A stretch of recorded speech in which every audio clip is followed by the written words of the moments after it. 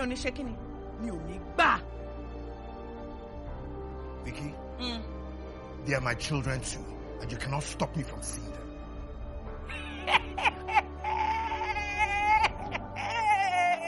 O fẹ́ rí wèrè.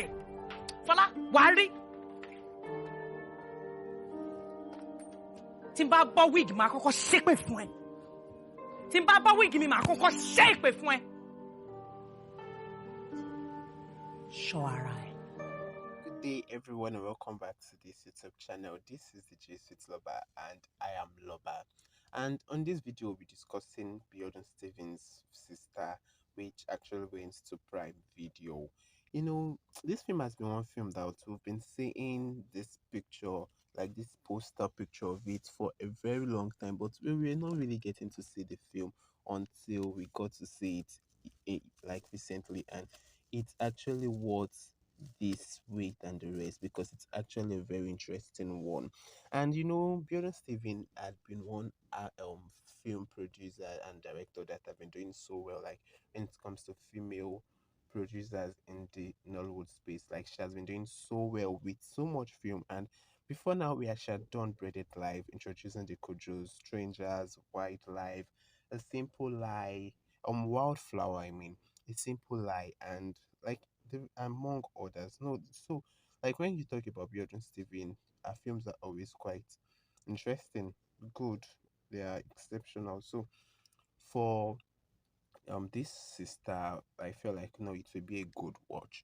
So what's Sistà all about? So Sistà tells the story of a single mother who had to raise her two kids after the father had to leave them all by themselves. And this actually, and it also tells how this woman, this single mother, Sistà, was like part of this man's sex story. How she really had to, having had teenage pregnancy with this man, they really had to just cope, and she was just the only person he had who was able to sponsor his education, while she had to bear the consequences of having this child, like of having this teenage pregnancy.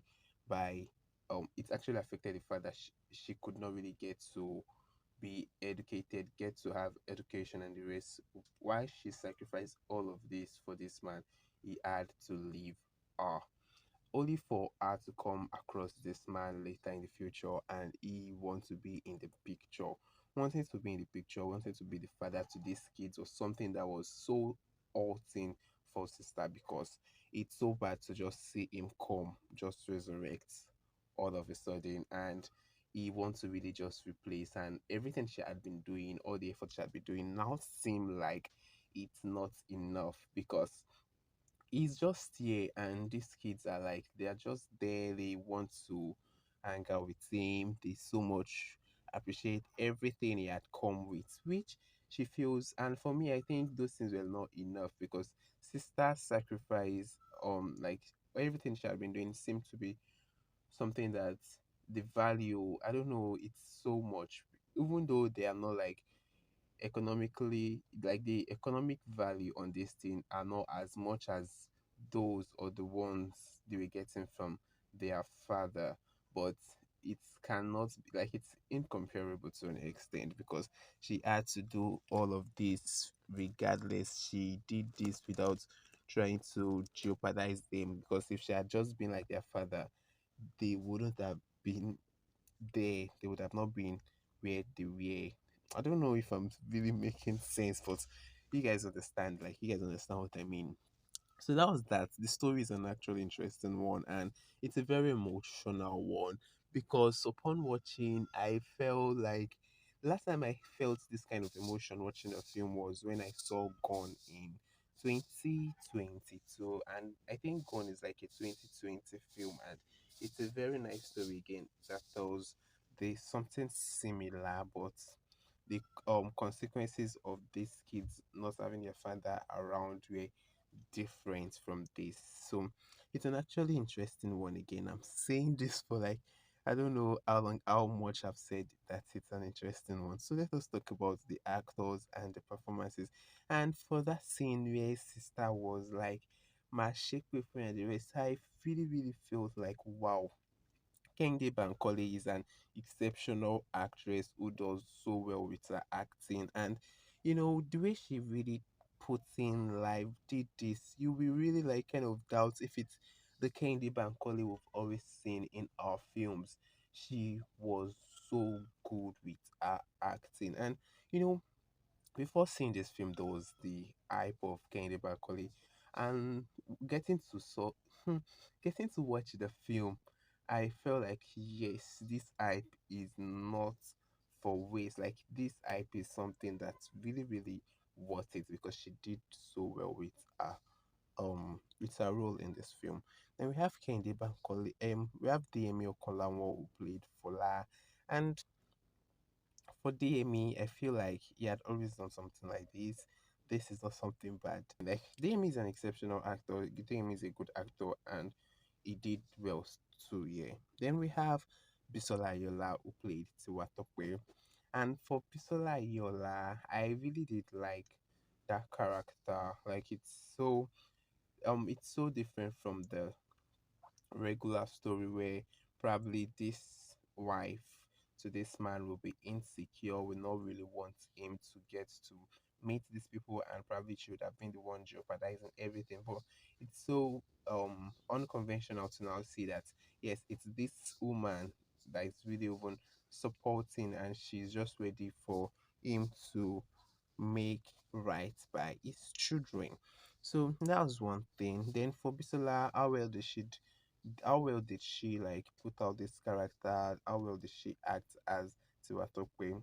It's a very interesting one, but it was just so funny how she was trying with the accents she was using. You understand, knowing the accent or knowing Bisola, this accent she's using.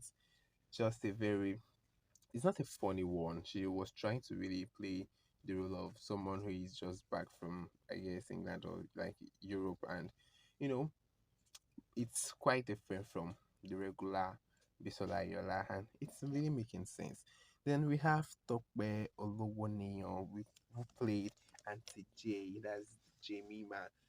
For this character, I actually like how she's quite dynamic, and that role of being an Hausa lady because I think she speak Hausa because the way she was really mixing her English and the Hausa and everything, it was just so real. It was so nice. I think if she does not speak Hausa, if she's not like someone who speak Hausa, and just because of this film, she had to go do that, learn how to do that. I we really, really have to just give her like just to like it's just so nice that someone applaud us for putting so much effort because it was so real, so nice having that Hausa accent and the rest. So aside that, we had the young sister, and that's Ade herself. She's a skit maker, and she's Adewale Adedamola Rukayat, and it's actually nice that she did this, and she did so well too. Then this young Fola Chimize Imo has always been an exceptional actor.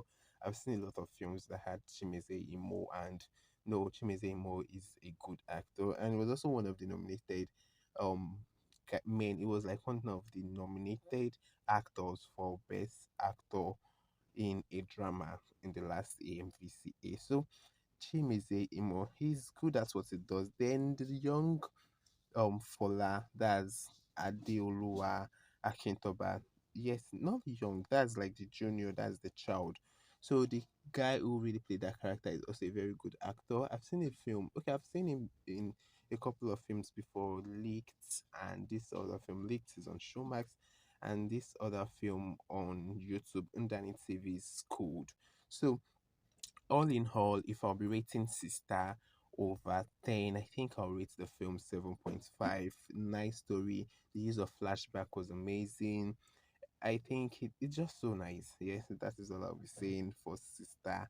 Bye for now. And please subscribe to this YouTube channel if you've not. And if you've subscribed to this YouTube channel, you're a returning subscriber. Thank you for always coming back to this place too for your content. Bye.